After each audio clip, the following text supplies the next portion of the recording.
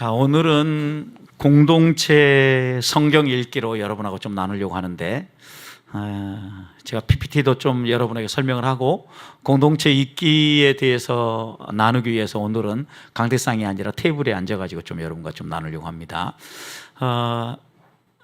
PPT 한번 좀 띄워주시겠습니까? 네.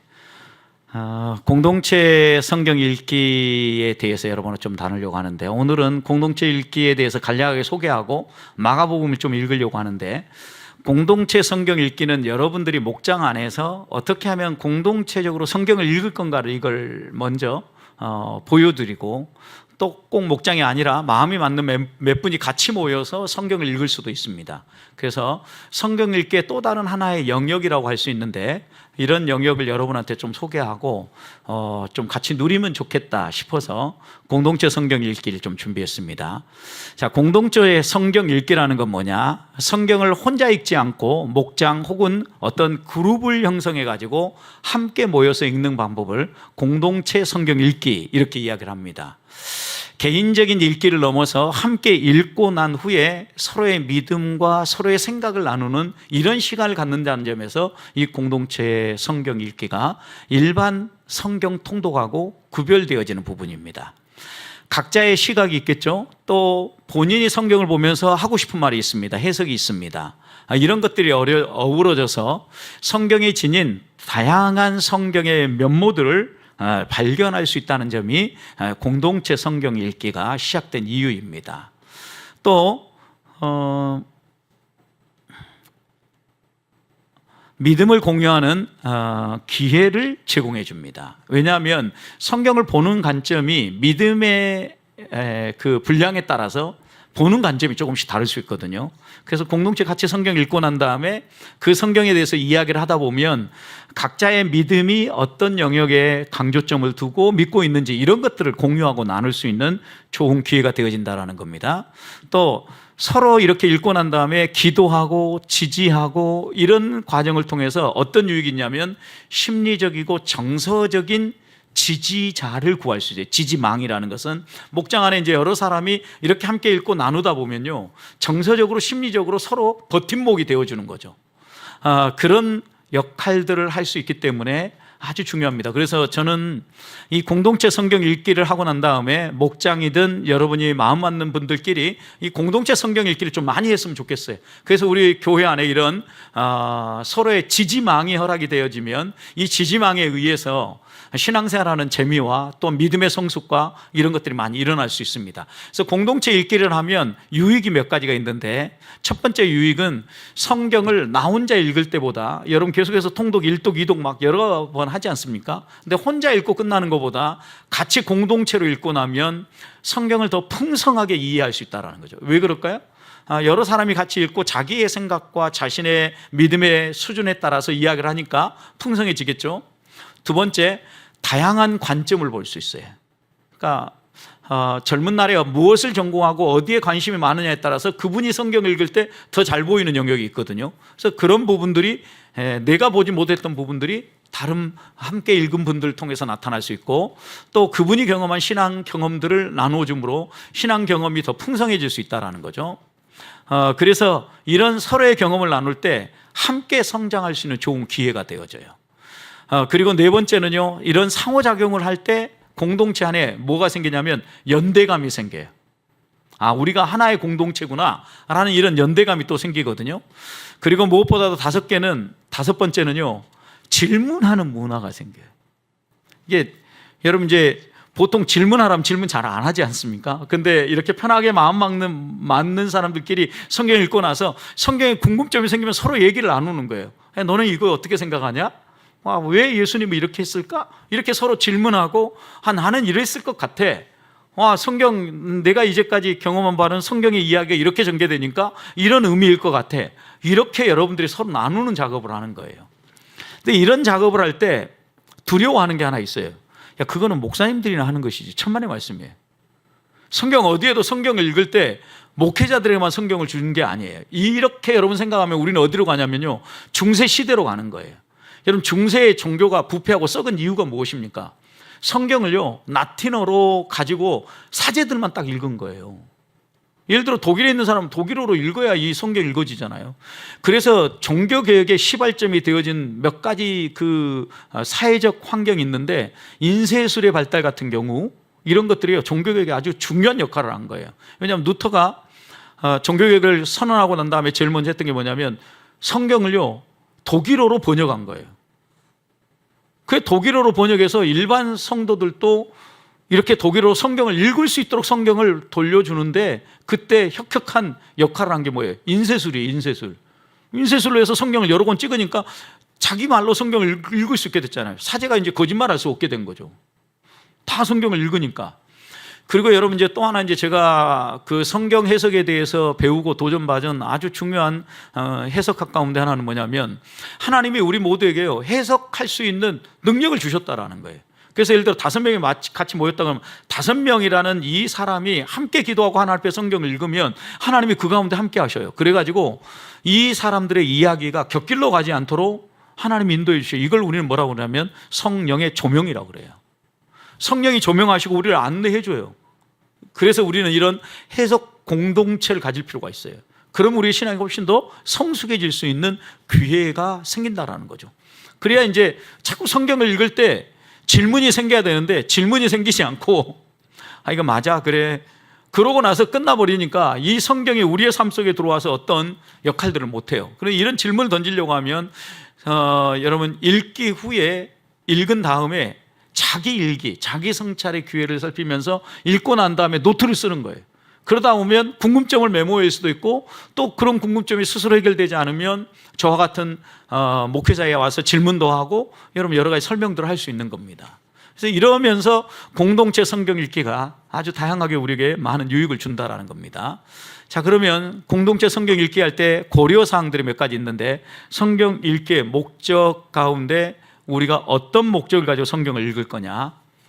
첫 번째는 예수님을 닮고자 하는 마음을 가지고 읽어야 돼요. 성경을 통해서 우리가 예수님을 발견하는 거잖아요. 그래서 여기에 첫 번째 목적이 있고, 두 번째 목적은요 우리의 영의 세계가 확장되기를 원하고 읽어야 돼요. 성경 말씀은 지식의 영역을 넓혀주는 게 아니에요. 우리의 영의 세계를, 하나님이 원하시는 영적인 세계를 보게 해주는 것이 성경 말씀이잖아요. 그래서 하나님, 이 성경을 함께 읽어갈 때 우리 목장이, 우리 공동체가 영적으로 더 깊어지고 넓어지게 해주십시오. 변화와 성숙을 향해 나가게 해주십시오. 이런 기도가 나와야 되는 거죠. 그리고 세 번째는요, 우리 삶의 모든 문제는 성경에 답이 있어요. 길이 있어요. 그러니까 우리가 같이 고민하고 기도하는 이 기도 제목을 성경을 읽으면서 서로 대화하고 주고받고, 아 내가 요즘 이런 문제 만나는데 이런 문제에 대한 이게 답이 될 수 있을까? 서로 이야기하고 그 다음에 기도해 줄 수 있고, 여러분 이런 분위기가 살아나야 목장의 생동감이 살아나는 거예요. 네 번째는요, 말씀으로 이 시대를, 그러면 이 시대를 내다봐야 되거든요. 이 시대를 내다보면서 우리가 어떻게 행동하고 어떻게 살아야 될 건가 이렇게 생각해야 되거든요. 성도님들은 제가 정치적 설교를 한다라고 생각할지 모르겠어요. 근데 저는 정치적 설교는 하지 않으려고 무진장 노력하는 사람 가운데 하나예요. 제 개인적인 정치의 색깔은 아무런 복음하고 상관이 없어요. 그렇지만 제가 이제 최근에 몇 번 정강훈 씨에 대한 얘기를 한 것은요, 여러분 제가 우리 교인 가운데 거기에 따라가는 사람은 있으면 안 되겠다는 거예요. 저는 적어도 이런 일은 안 일어나야 되겠다라고 방언을 했는데, 자꾸 저한테 어떤 건의가 오냐면, 목사님 제발 정치 설교 좀 안 하면 좋겠습니다. 여러분 근데 제가 한 가지 분명히 얘기하면, 제 마음 같아서는요 날마다 정치 설교하고 싶어요. 그 말은 뭐냐면, 성경은 정치 이야기예요. 여러분 정치라는 게 뭐예요? 삶을 바로 놓는 거, 바를 정자 다스릴 치자예요. 우리가 하나님의 말씀에 기초해서 우리의 삶의 방향을 바로 놓는 게 정치예요. 근데 우리가 지금 이제 여러분들이 어떻게 오해하냐면, 아 목사님이 지금 좌파냐 우파냐 이거 따지려고 하니까 정치가 문제가 되는 거예요. 좌파 우파를 따질 게 아니에요. 우리는 성경이 뭘 얘기하는가를 가르쳐야 되고, 그럴 때 말씀으로 이 시대에 우리 그리스도인들이 무엇을 할 건가 나온다니까요. 제가 왜 이런 얘기를 하냐면, 지금 기독교인의 호감도가 9%로 떨어졌어요. 여러분 심각한 이야기입니다. 우리가 이제 기도하고 노력해야 될 부분인데, 그러기 위해서는 성경을 읽고 성경이 뭘 얘기하는가를 보면서 우리가 이 말씀으로 이 시대를 밝혀야 돼요. 아 성도라면 이런 사람이야, 그리스도인 이름이야. 우파도 좌파도 아닌 성경의 시대를 열어가야 되는 거예요. 여러분 이런 성도가 돼야 된다고요. 그 다음에 또 하나의 목적이 있어요. 말씀의 세계로 들어가려고 하면, 이런 읽기의 목적을 다 달성하려고 하면 우리 안에 성경을 읽을 때 어떻게 읽어야 되느냐? 첫 번째, 상식이 통해야 돼요.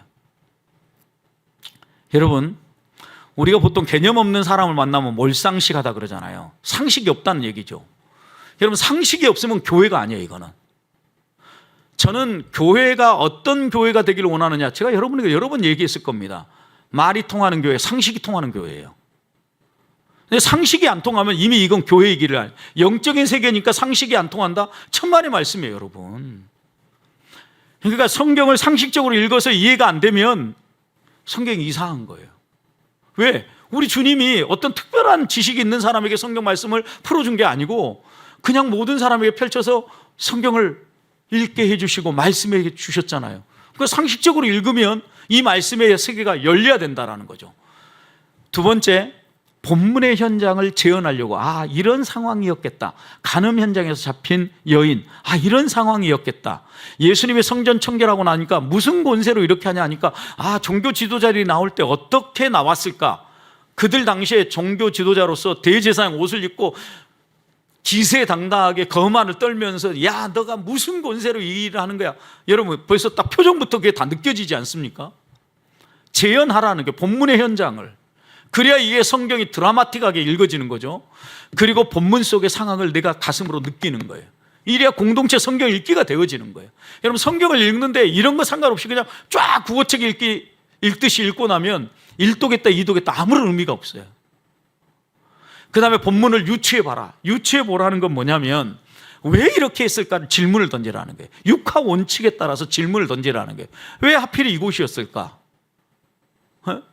여러분, 제가 이제 여러분들에게 말씀을 전할 때 어디 주석에 나와 있는 걸 갖다가 베끼는 게 아니에요. 평소에 묵상하고 이 본문 몇 번 묵상하다 보면 피로 세우는 새 언약, 종료주일, 고난주간, 그러면 피로 세우는 이 새 언약을 통하여 주님이 뭘 이야기하려고 했을까? 계속해서 본문을 읽고 또 고민하는 거예요. 단어가 눈에 반복되는 단어가 보인다.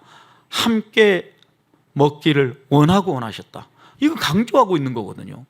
그러면 이게 함께라는 것이 강조되고 있구나. 무엇을 함께 하기를 원했을까? 이러면서 여러분과 나눌 메시지를 하나하나 유추하고 찾아내는 거예요. 그리고 이 유추한 게 본문에서 벗어나지 않도록 본문의 문맥과 전체의 연결성을 읽어보는 거예요. 여러분, 그래서 유추된 내용은 반드시 본문 안에 있어야 돼요. 유추했는데 내가 머릿속에 생각한 대로 상상의 나래를 펴가지고 마음껏 다 하면 안 돼요. 그래서 문맥을 통해서 앞뒤로 읽어야 되는 거예요. 단락을 예를 들어 10절을 잡았다. 그러면 10절이 확장되어진 전체 한 장을 읽어도 보고, 한 장이 부족하면 한 권도 읽어보고, 이러면서 여러분 고민해야 성경의 말씀의 세계가 열리는 거죠. 목사님, 그런 수준은 목사님만 가지고 있어도 돼요. 혹시 그런 심정이십니까? 저는 여러분들이 이런 수준으로 올라와 오기를 기대해요. 이래야 돼요. 그리고 여러분들이 한 말씀 하시는 것이 저의 설교의 좋은 밑거름이 되어지고 하나의 재료가 되어져서 아무개 집사님이 나눈 이야기입니다 라고 얘기하면서 여러분과 이렇게 나눌 수 있어야 돼요. 이럴 때 우리 공동체가 더 풍성해지고 하나님의 인도하심을 따라 나갈 수 있거든요. 이런 일들을 많이 해야 돼요. 그러다 보면 이제 여러분, 우리의 눈이 넓어지는 거예요. 관점이 넓어져요. 성경을 읽는 관점이 이렇게 넓어져야 말씀의 세계가 풍성하게 열리고, 신앙생활을 하면 할수록 재밌다, 이 얘기가 절로 나오는 겁니다. 그래서 신약시대의 성경에 여러 가지 여러분 꼭 고려해야 될 것, 신약 성경 읽을 때 역사적 배경을 할 때 정치적 상황을 고려해야 되고, 사회적 상황을 고려해야 되고, 문화사상적 상황을 고려해야 되고, 영적 상황을 고정해야 돼요. 자, 먼저 정치적 상황은 어떤 상황이냐? 로마 제국의 통치 아래 속국으로 살아갔지만 이스라엘이 어느 정도 자치권을 유지하고 있었다. 요 상황 많이 얘기할 수 있는데 요거 하나만 딱 기억하면 돼요. 로마의 통제 아래에 있었는데 어느 정도 자치권이 있었다. 이게 정치적 상황이에요. 사회적 상황은 어떠냐? 여러분, 정복당한 지역으로서 복잡한 인적 구성을 가진 혼란한 사회였다. 여러분, 정복하면서 로마 사람들도 거기다 데려다 놨죠. 그러니까 여러분, 여러 문화가 섞이기 시작하면서 다양한 사회적 상황이 펼쳐지는데, 어떤 상황이냐? 정치적 갈등은 로마의 권력층과 독립투쟁 세력, 이런 사람이 어떤 사람입니까? 열심당원들, 젤로 땅이라고 얘기하죠. 신약 성경에 나오죠. 그러니까 이런 사람들이 같이 충돌하고 있었다. 자, 그 다음에 경제적 갈등은 어떤 갈등이냐? 성경에서 항상 집중하는 게 뭐냐? 부유층과 가난한 층의 갈등이에요. 여러분, 그래서 성경은 한결같이 가난한 자를 돌보고 구제하고 함께 가라고 이야기하는 거예요. 자, 그 다음에 세 번째 종교적 갈등은 어떤 측면이 있었냐? 종교적 기득권이 있었어요. 종교 지도자들, 이 사람들을 중심한 이 기득권과 이런 종교의 기득권을 가지고 달려가면 항상 비판 세력이 있는 거예요. 어디나 마찬가지. 교회는 어디나 이게 같이 생존해 똑같이 있습니다. 자, 그 다음에 문화적 갈등은 어떤 갈등이 있느냐? 본토 유대인이 있는 반면에 밖에 나갔다가 들어온 유대인들이 있어요. 그러니까 사도행전에도 보면 본래 그 히브리적 유대인들, 계속 그 동네에서 살던 유대인들이 있는 반면에 헬라파 유대인들이 있잖아요. 예루살렘 안에서 구제하는데 헬라파 유대인들에게 구제가 잘 가지 않아가지고 갈등이 생기지 않습니까? 이런 걸 보면 문화적으로 같은 유대인 공동체 안에도 배경이 헬라파냐 계속해서 여기서 살고 있느냐 이것에 따라서 갈등이 있었다. 여러분, 이런 갈등 정도는 상식적으로 여러분 이해하면 성경 읽을 때 훨씬 도움이 된다라는 거예요. 자, 문화 사상적으로는요, 이들이 두 개의 세계가 충돌하는 그런 중간점에 있었어요. 하나는 뭐냐면 히브리적, 계속해서 지금 구약시대부터 유대인들이 히브리적 사고를 하고 이제까지 살아왔거든요. 그런데 로마가 확 치고 들어와가지고 헬라 문화를 심기 시작한 거예요. 그래서 헬라 사상이 그들의 생각을 막 흔들기 시작하는 거죠. 두 개의 가치관이 공존하는 거예요. 예를 들어 우리도 그리스도인으로서 성경의 가르침을 가지고 살아가려고 하는데 세상의 가르침이 우리를 공격하면 세상의 가치관과 성경의 가치관이 막 충돌하잖아요. 이것처럼 이들 가운데 이 두 개의 사고가 충돌했는데 히브리 사고는요, 신 중심이라고 하면 헬라 사고는요, 인간 중심이에요. 이런 차이점이 있어요. 그래서 여러분 사도행전 읽을 때는 이런 부분을 잘 반영해야 돼요. 히브리적 사고는 관계가 중심이라고 하면 헬라적 사고는요, 일 중심인 동시에 개체 중심이에요. 이런 게 이제 좀 다른 점이죠. 히브리적 사고는요, 느낌이 매우 중요한 부분에 놓여 있다고 하면 헬라적 사고는요, 논리가 서야 돼요. 그러니까 기승정결, 정반합 이런 여러 가지 논리들이 있는데 이런 논리들이 자연스럽게 흘러야 된다는 거죠. 그 히브리적 사고에는 상당히 동적이고 액티비티가 있다고 하면 헬라적 사고는요, 정적이에요. 정적, 정지예요. 그리고 공간적이에요. 이런 차이점이 있어요. 또 히브리적 사고는 의미를 중심에서 한다고 하면 헬라적 사고는 사실, 팩트를 중요하게 여겨요. 그러니까 이런 여러분 문화 사상적 상황들이 어느 정도 있는데 히브리적 사고 가운데 신중심, 인간중심 뭐 이렇게 대각 여러분들 이런 큰 틀만 어느 정도 가지고 있으면 성경을 읽을 때 상당히 도움이 되겠다 이 말이에요. 자, 그 다음에 문화 사상 다음에 예수님 시대에 한번 이제 지도를 한번 보시기 바랍니다. 안 넘어가는데 한번 넘겨주시겠어요? 예수님 시대의 지도를 보면 여러분 이제 여기에서 크게 여러분이 봐야 될 것이 있는데 갈릴리 지방이 있는데 갈릴리 지방이라고 하면 여기 이 큰 호수가 뭐예요? 사해 바다예요. 사해 바다. 위에 여기가 어디예요?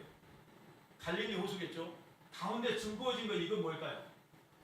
여러분이 잘 아는 요단강이 거기다. 그러니까 여러분 갈릴리 지방이라고 하면 이 갈릴리를 중심으로 해서 딱 행으로 끊으면 위쪽으로 갈리게 돼요. 여러분, 그런데 예수님이 초기에 불렀던 제자들은 대부분 갈릴리였죠. 갈릴리 어부 출신이었잖아요. 이 갈릴리 지방 이렇게 여러분이 하나 끊어서 위로 여러분 가지고 있고요. 그 다음에 사마리아 지역. 사마리아는 지금 예루살렘을 중심으로 놓고 볼 때 이 아래쪽에 있어요. 그래서 여러분이 그 사마리아 지역이라고 볼 때 어느 지역입니까? 뭐 나사렛, 예루살렘 이 근처에 예루살렘이 있고요. 사해 옆으로 해서 그러니까 사마리아 지역은 아래쪽이고 여러분 또 그 다음에 유대 지방이라고 하면 사마리아 아래를 유대라고 해요. 그래서 유대 이두메. 여러분 그래서 이제 지도를 놓고 볼 때 북부, 중부, 남부 이렇게 떨어놓고 나면 북부는 갈릴리 지역, 중부는 사마리아 지역, 아래는 어디? 유대. 여러분 그러니까 예수님이 북부에서 예루살렘으로 가려면 반드시 통과해야 되는 지역이 어디예요? 사마리아. 그래서 성경에 보면 사마리아를 지나가야겠는지라 이런 표현들이 나오는 거예요. 여러분 이렇게 이제 지리적 구조를 이해해야만 성경의 이야기가 쫙 이렇게 한눈에 들어오는 거예요. 그리고 이제 또 하나는 이 요단강을 중심으로 해서 이 지역을 요단 동편 지역이라고 합니다. 이해되셨죠? 이렇게 신약 시대의 지도를 크게 네 덩어리로 생각해서 요단강을 중심으로 요단 동편과 요단 서편은 북부, 중부, 남부로 뜨더라. 북부는 갈릴리 지방, 중부는 사마리아 지역, 남부는 유대 지역. 이렇게 여러분들이 보고 이게 어느 지역에서 지금 진행되고 있는가. 예수님은 북부 사역을 하다가 예루살렘으로 내려오죠. 지금 예루살렘으로 들어가는 거잖아요. 지금 누가복음 묵상해 보면 지금 사마리아를 지나서 예루살렘으로 들어오신 거죠. 여러분 이제 이 부분들을 생각하시면 머릿속에 그저 그려질 겁니다. 한으로 보는 신약 구조를 볼 때 이제 여러분 여기에서 이제 생각해야 될 것은 신약 구조에서는 예수 그리스도부터 시작해 가지고 그다음 12제자로 전개가 되어지고 그다음에 초대교회가 연결되어져요. 초대교회에서 그다음 열려지는 것은 열방의 교회들. 그러니까 사도행전 시대가 초대교회 이후에 열리지 않습니까? 그러면서 온 인류에게까지 복음이 선포되어지는 이런 신약의 구조가 확장되어져 간다는 거. 그러니까 사도행전의 역사를 보면 이렇게 나타나고 요한계시록에서 온 인류를 구원하시는 하나님의 그 품이 느껴지지 않습니까? 신약시대 이런 구조를 여러분 보시면 되고 신약시대 주요 시대를 뽑으라고 하면 어떻게 뽑으느냐? 예수 그리스도의 시대가 하나 나오고 그 다음에 성령의 시대가 열리는데 성령의 시대 가운데도 교회 시대가 있고 성령의 시대 가운데도 선교 시대가 있어요. 지금은 이제 땅끝까지 이르러서 선교하는 선교의 시대죠. 선교도 여러분 분류하라고 하면 선교를 어떻게 하느냐? 다른 나라로 배 타고 비행기 타고 비행기는 못 탔죠. 처음에는 이제 배만 탔으니까 그럼 어디가 제일 먼저 선교가 됐겠어요?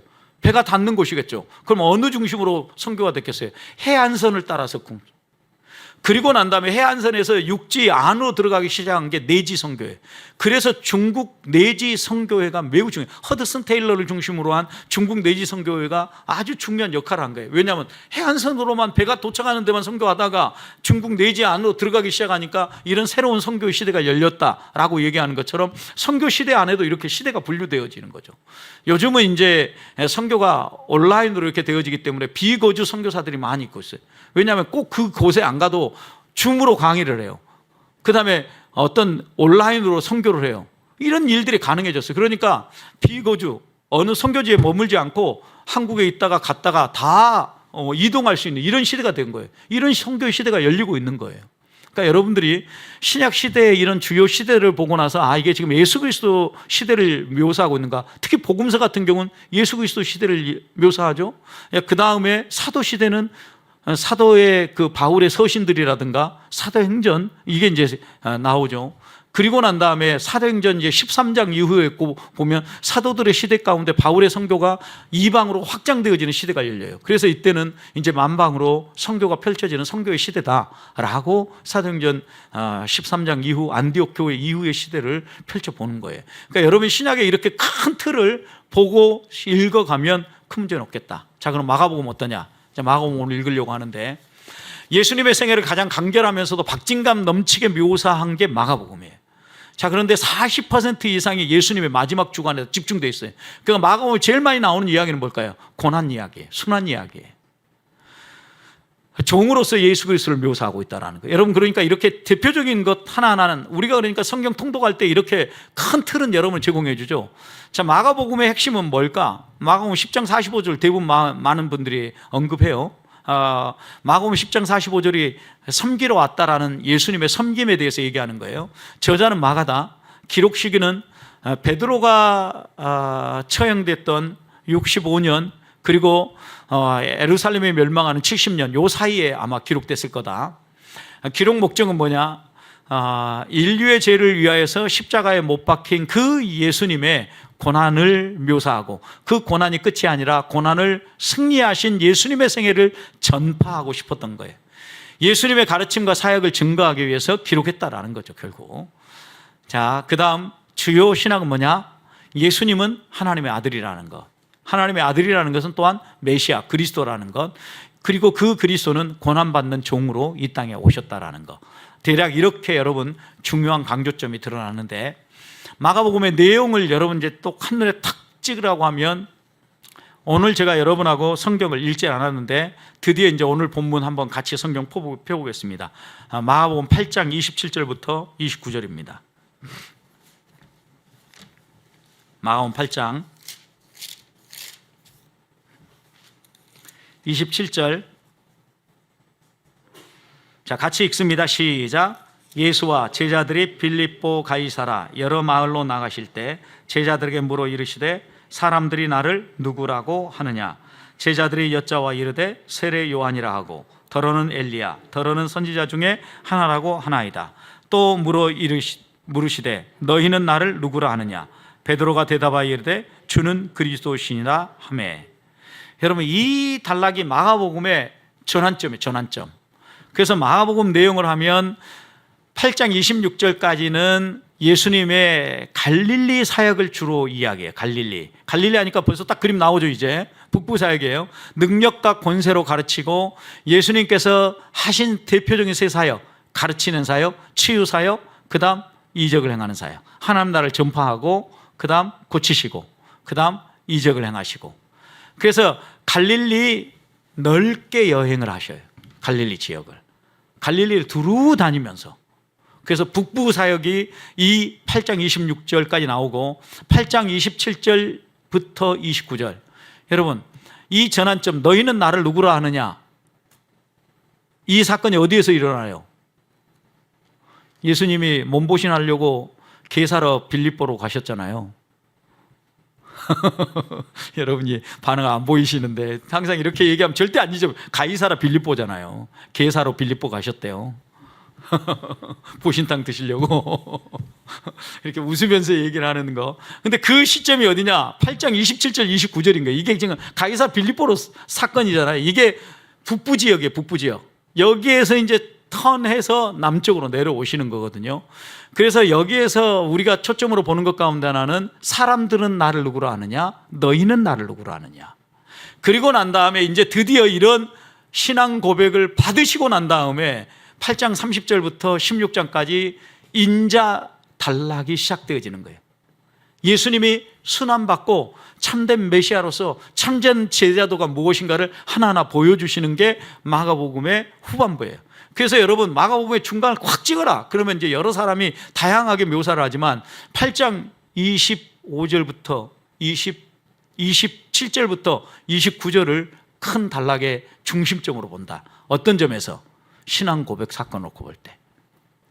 그래서 지역은 위에는 갈릴리, 아래는 예루살렘. 그리고 주로 8장 30절 이하에서는 십자가의 도에 대해서 주로 가르쳐요. 그리고 순환 이야기예요.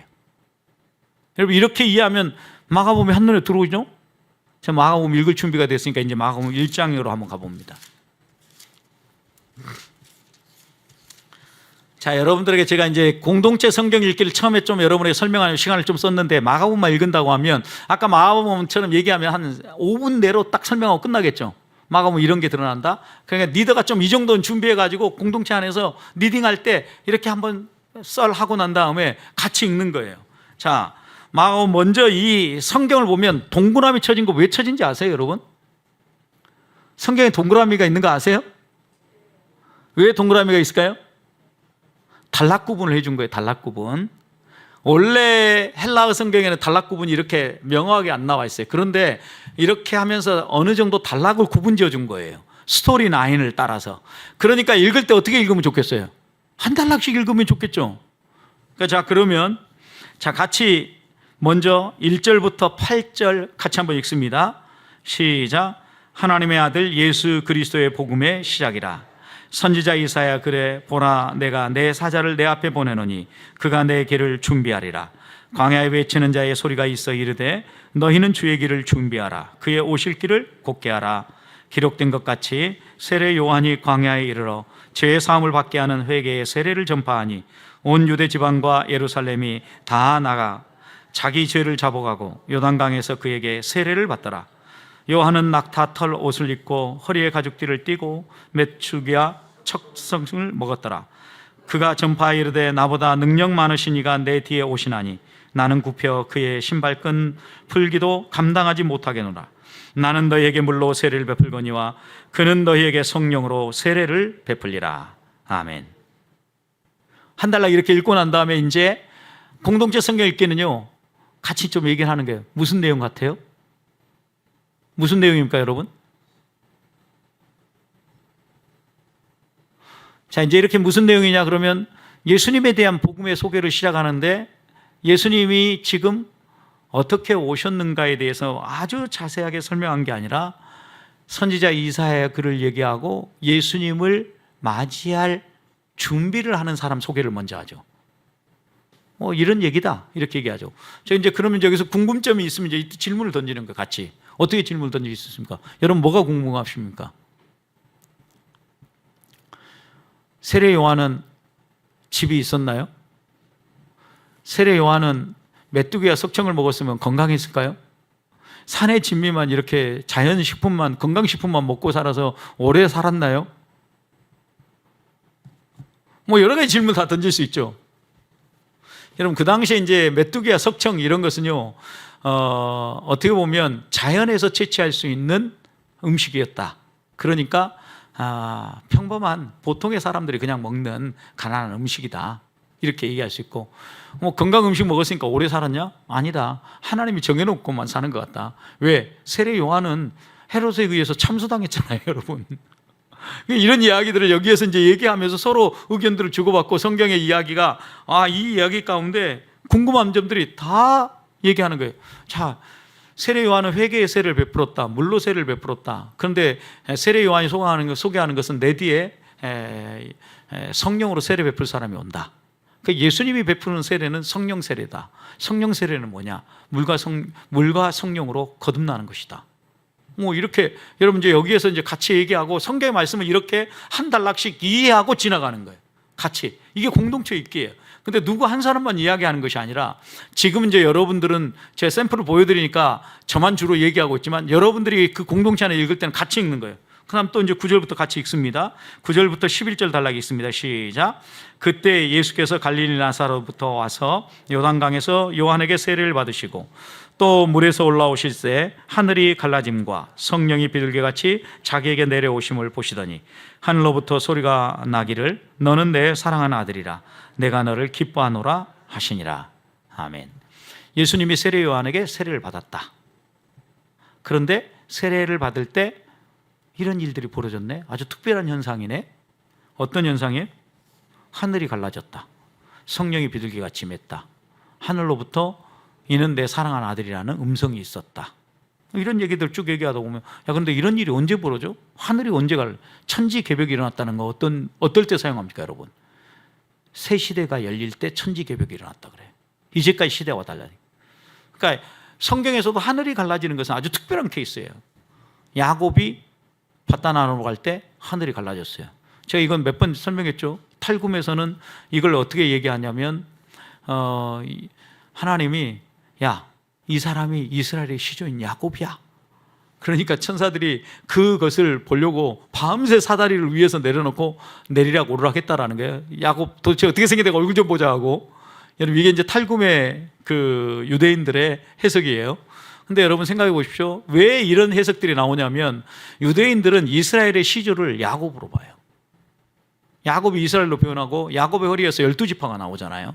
그런데 이 12지파 허리가 나오는 것에 매우 중요한 사건 가운데 하나가 이 바단 아람으로 가는 길목에서 성령 하나님을 체험한 이 야곱의 환상이라고 보는 거예요. 그러니까 이 환상에서 하늘이 열리잖아요. 그 야곱을 통해서 영적 이스라엘뿐만 아니라 육적 이스라엘을 이루실 것을 하나님이 보여주신 거죠. 그러니까 하늘이 갈라진다. 그럼 여러분 하늘이 두 쪽 난다라는 것은 특별한 일이라는 거 아셔야 돼요. 그러니까 이게 지금 이런 얘기들, 그러니까 상식적으로 읽는 거예요, 우리가. 그리고 나서 성령이 비둘기같이 임했다. 비둘기같이 성령이 임하는 건 특별히 성령이 임하는 사건이잖아요. 그리고 이 성령이 임할 때 비둘기가 온다. 비둘기는 길조예요, 흉조예요. 성경에서는 되게 좋게 묘사하잖아요. 평화의 표현으로. 그리고 또 노아 홍수로 보면은 새 시대가 왔다라는 거. 이제 다 죽은 거 끝나고 새로운 ip사귀가 파릇파릇 돋아나는 새 시대가 열렸다라는 걸 알려주죠. 그래서 성경은 비둘기를요 새 시대의 전령으로 이렇게 보통 봐요. 이런 얘기들. 그 다음에 하늘에서 직접 하나님이 너는 내 아들이다. 이건 내 아들이란 뭐예요? 그리스도다. 메시아다. 하나님이 점지해 주는 거, 정확하게 얘기해 주는 거죠. 소리가 들려왔으니까. 여러분, 그래서 이런 이야기를 읽으면서 예수님은 새로운 시대를 열기 위해서 오시는 새 시대의 개막자구나 라고 이렇게 읽으면서 이게 읽고 지나가는 거죠. 그리고 또 그 다음 보십시오. 12절부터 같이 읽습니다. 15절까지. 성령이 곧 예수를 광야로 몰아내신지라 광야에서 40일을 계시면서 사탄에게 시험을 받으시며 들짐승과 함께 계시니 천사들이 수종들더라. 요한이 잡힌 후에 예수께서 갈릴리에 오셔서 하나님의 복음을 전파하여 이르시되 때가 찼고 하나님 나라가 가까이 왔으니 회개하고 복음을 믿으라 하시더라. 여러분, 이제 여기에서 이제 우리가 볼 때 예수님은 사역을 시작하기 전에 성령에 이끌려서 먼저 성령의 훈련을 받았다. 광야로 가서 광야 훈련을 받았다. 하나님이 우리를 사용하실 때도 먼저 광야 훈련을 시키신다. 성령이 먼저 우리를 은혜로 충만하게 채워주신다. 뭐 이런 얘기들 쭉 할 수 있겠죠. 그리고 난 다음에 여러분, 예수님이 공적인 활동을 시작하는 시점이 어떻게 나와요? 여기에서 얘기하죠. 세례 요한이 잡히고, 그리고 나서 예수님이 드디어, 그러니까 시대가 확실히 이렇게 바뀌는 거죠. 세례 요한의 시대, 복음을 전하고 막 회개하라고 얘기했던 그 시대가 탁 세례 요한이 잡히면서 예수님이 등장해서 예수님이 이제 똑같이 또 복음을 선포하는데 어떻게 합니까? 때가 찼고 하나님 나라 가까이 왔으니 회개하고 복음을 믿어라. 세례 요한이 전파한 복음이나 예수 그리스도가 전파한 복음이나 어때요? 똑같아요, 여러분. 전혀 새로운 걸 이야기하는 게 아니라고요. 그런데 예수님이 직접 오셔서 그 하나님 나라의 실제를 직접 보여주신 거죠. 여러분, 악한 농부의 비유에서도 선지자들이 온 거나 아들이 온 거나 똑같아요. 세 받으러 온 거죠. 자, 그 다음에 16절부터 우리 또 같이 읽습니다. 16절부터 20절까지 읽습니다. 갈릴리 해변으로 지나시다가 시몬과 그의 형제 안드레가 바다에 그물 던지는 것을 보시니 그들은 어부라. 예수께서 이르시되 나를 따라오라. 내가 너희로 사람을 낚는 어부가 되게 하리라 하시니 곧 그물을 버려두고 따르니라. 조금 더 가시다가 세베대의 아들 야고보와 그의 형제 요한을 보시니 그들도 배에 있어 그물을 깁는데 곧 부르시니 그 아버지 세베대를 품꾼들과 함께 배에 버려두고 예수를 따라가니라. 여러분, 이 장면은 무슨 장면이에요? 제자를 부르는 장면이죠. 누구누구를 부르십니까? 시몬과 그의 형제 안드레. 베드로와 안드레가 형제구나. 이것도 몰랐는데 새로운 사실을 알게 됐네. 너무나 기쁘죠. 막 이런 거 하나하나 발견하면. 이미 아셨던 분은 맞아, 다시 확인하네 하면 되고요. 자, 그 다음에 조금 더 가시다가 또 19절에 보면 야고보와 그의 형제 요한이죠. 여러분, 그러니까 예수 그리스도를 믿는데 보통 가족 단위로 이렇게 구원의 역사가 일어나요. 형제 단위로 하나님이 이렇게 쓰시는 일들, 그럼 같이 부르시는 일들 보죠. 자, 그런데 이들 공통점이 뭐예요? 여기 보면 나를 따라오너라. 내가 너희로 사람 낚는 어부가 되게 하리라 라고 얘기하셨는데 그들이 다 어부였다라는 거. 이 네 사람의 공통점은 어부였구나. 이렇게 읽고 여기에서 특별히 또 다시 한 번 더 우리 주님이 말씀하실 때 우리의 삶과 전혀 상관없이 말씀하지 않는구나. 어부였으니까 어부 이야기로 이들을 부르셨구나. 어떤 어부 이야기입니까? 사람 낚는 어부 이야기로. 물고기 잡는데 능수능란하니까 우리의 주님은 사람을 이제 너희가 구원하는 일에 쓰임받도록 너희를 부르겠다. 이렇게 명확하게 물고기 잡듯 사람 낚는 어부가 되게 하겠다. 사람을 구원하는 역할을 하게 하겠다라고 부르셨다라는 거. 여러분, 이런 부분들 예수님이 그러니까 어떤 말씀을 할 때 우리가 이해 못하게 막 어렵게 꼬아서 얘기하시는 분이 아니라는 거죠. 자연스럽게 이해할 수 있도록. 자, 그 다음에 21절부터 28절까지 같이 읽습니다. 28절까지 시작. 그들이 가버나움에 들어가시니 예수께서 곧 안식일에 회당에 들어가 가르치심에 무사람이 그의 교훈에 놀라니 이는 그가 가르치는 것이 권위 있는 자와 같고 서기관들과 같지 아니함이로라. 마침 그들의 회장에 더러운 귀신 들린 사람이 있어 소리질러 이르되 나사렛 예수의 우리와 당신과 무슨 상관이 있나이까? 우리를 멸하러 왔나이까? 나는 당신이 누구인 줄 아노니 하나님의 거룩한 자니이다. 예수께서 꾸짖어 이르시되 잠잠하고 그 사람에게서 나오라 하시니 더러운 귀신이 그 사람을 경련을 일으키고 큰 소리를 지르며 나오는지라. 다 놀라 서로 물어 이르되 이는 어찌미냐? 권위 있는 새 교훈이로다. 더러운 귀신들에게 명한즉 순종하는도다 하더라. 예수의 소문이 곧 온 갈릴리 사방에 퍼지더라. 여러분, 갈릴리에서 예수님이 하신 사역, 더러운 귀신을 내쫓는 사역이죠. 예수님이 더러운 귀신을 내쫓으려고 할 때 더러운 귀신도 예수님이 누구인가를 알아보죠. 영적인 존재니까. 그렇지만 알아본다고 해서 봐주는 게 아니에요. 악한 영은 어떻게 해요? 물리치신다라는 거. 그러니까 아무리 예수님에도 잘 알아도 여기 보시면 예수님께서 어떻게 하십니까? 꾸짖는다. 책망하고. 왜 내 종에게 들어가서 왜 이렇게 괴롭히느냐? 여러분 이 말씀 한 구절만 묵상해도 은혜가 풍성해요. 하나님 내가 힘들게 살아간 거 원치 않아요. 나를 괴롭히는 사탄을 우리 주님이 어떻게 해요? 꾸짖어요. 그러니까 여러분 사탄 편이 아니라 예수님 편에 꽉 서 있으면 돼요. 그러니까 이런 말씀들 좀 우리가 좀 나누고 이렇게 정리하고 이러면 좋지 않습니까? 또 그 다음에 29절부터 34절 읽습니다. 회당에서 나와 곧 야고보와 요한과 함께 시몬과 안드레의 집에 들어가니 시몬의 장모가 열병으로 누워 있는지라 사람들이 곧 그 여자에 대하여 예수께 여짜온대 나아가사 그 손을 잡아 일으키시니 열병이 떠나고 여자가 그들에게 수종들더라. 저물어 해질 때 모든 병자와 귀신 들린 자를 예수께 데려오니 온 동네가 그 문 앞에 모였더라. 예수께서 각종 병든 많은 사람을 고치시며 많은 귀신을 내쫓으시며 귀신이 자기를 알므로 그 말하는 것을 허락하지 아니하시니라. 여러분 많은 사람을 고치신 사건. 근데 어떻게 시작되어집니까? 예수님이 회당에서 가르치신 후에 베드로 장모의 집에 가서 식사를 하려고 한 거죠. 근데 장모의 질병, 어떤 질병일까요? 열병이었어요. 그 당시에 이쪽 그 중동 지역이니까 열사병 많이 생기는 병이었다라고 해요. 그래서 이런 질병을 먼저 고쳐줍니다. 근데 이 장면도 여러분 하나하나 보면 너무 재밌어요. 장모가 열병을 누워 있는지라 사람들이 꼭 그 여자에 대하여 예수께 여짜오다. 누가 있었다는 거예요. 그 장모를 간병하고 옆에서 돕는 사람들이 그 사이에 왔다라는 거죠. 만약에 베드로가 장모가 나가실 때 이미 아침에 병상에 누워 있었다면 왜 데려왔겠어요? 여러분 병든 사람에게 병든 이렇게 질병으로 고통당하는데 밥 해달라고 오는 것은 이거 완전히 상식 이하이죠. 분명히 건강하셨을 거라는 거. 나갈 때 갑작스럽게 열병이 발병했을 거라고 상상해 볼 수 있는, 이게 이제 상식적으로 성경을 읽는다는 의미예요. 이렇게 읽고 나서 갑자기 발병했는데 사람이 없으니까 와서 돌봐주고 같이 얘기할 사람이 있었다. 그러면 베드로의 장모는 주변 사람들에게 좋은 관계를 맺는 사람이었겠구나. 그리고 베드로가 배를 2척 이상 이렇게 운영하는 거 보면 적어도 이 집안의 경제적 형편이 괜찮았겠구나. 뭐 이런 부분들 하나하나 생각해 볼 수 있겠죠.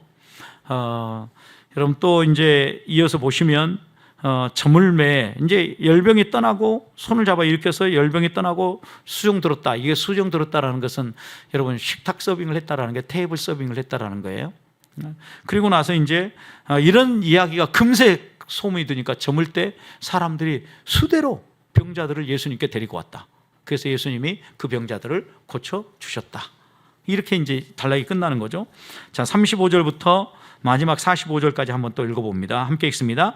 새벽 아직도 밝기 전에 예수께서 일어나 나가 한적한 곳으로 가사 거기서 기도하신 시몬과 및 그와 함께 있는 자들이 예수의 뒤를 따라가 만나서 이르되 모든 사람이 주를 찾나이다.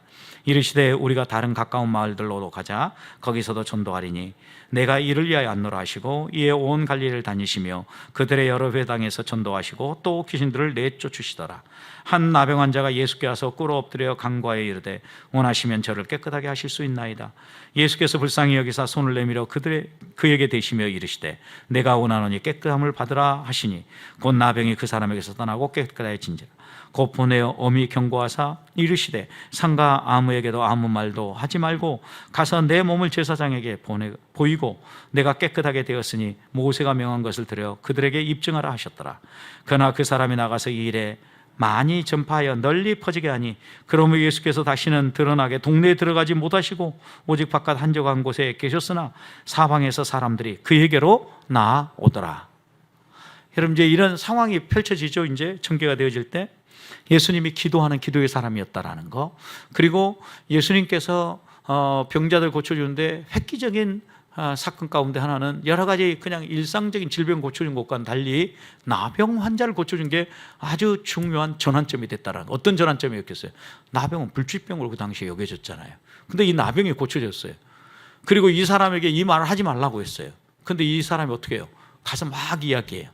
그래서 어떻게 합니까? 그 다음 예수님이 많이 전파하며 45절 그러므로 예수께서 다시는 드러나게 동네에 들어가지 못하게, 소문이 이제 파다하게 퍼진 거죠.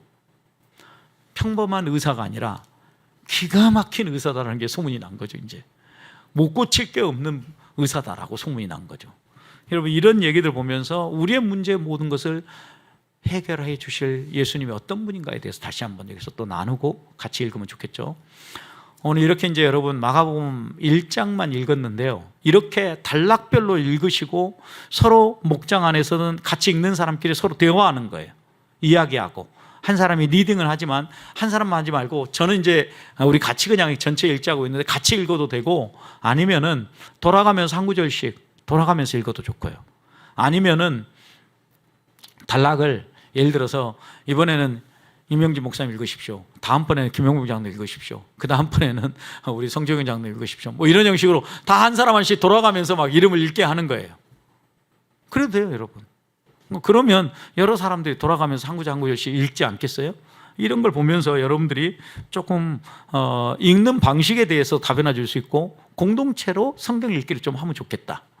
그러면 성경에 대한 이해의 폭이 훨씬 더 넓어질 수 있겠다. 이해되시죠? 네. 다음번에 톡쇼를 한번 하려고 하는데, 토크쇼. 여러분의 신앙의 궁금점들을 다 질문할 수 있도록 답변하고. 좋지 않아요? 그런 거 한번 해보면 좋지 않겠습니까? 전혀 반응이 없으니 안 해야 되겠네. 왜냐하면 이제 신앙생활 하면서 성경 읽으면서 궁금한 점들 있잖아요. 다음번에 이제 이런 것에 대해서도 여러분 앞에서 직접 마이크 드리면서 질문. 왜냐하면 오후 예배가 꼭 예배의 형식만 띌 필요는 없어요.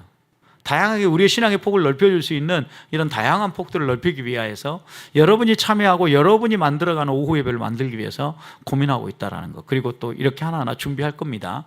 그때그때마다 광고 보시고. 오후 예배 저는 낮 예배보다 더 많이 오면 어떡하지 고민했는데 아직 그런 일이 안 벌어지고 있군요. 우리가 지금 사역자들이 얼마나 기도하고 고민하면서 이 오후 예배를 기획하는지 아십니까, 여러분? 뭐 다양하니 너무 좋잖아요, 오후 예배. 저는 하면서도 제가 은혜가 돼가지고 야 너무 좋다, 너무 좋다 하면서 하고 있는데 저만 좋아하는 건가?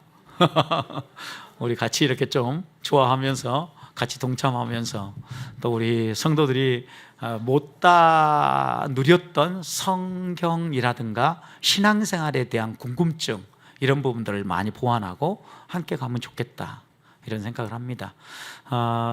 여러분들이 또 오후 예배를 통해서 좀 담아보게 원하는 거 있으면 좀 여러분들 건의해 주시고요. 또 오후에 한 번은요 같이 가서 막 전부 막 기도하는 시간을 또 한번 갖기도 하고 그럴 겁니다.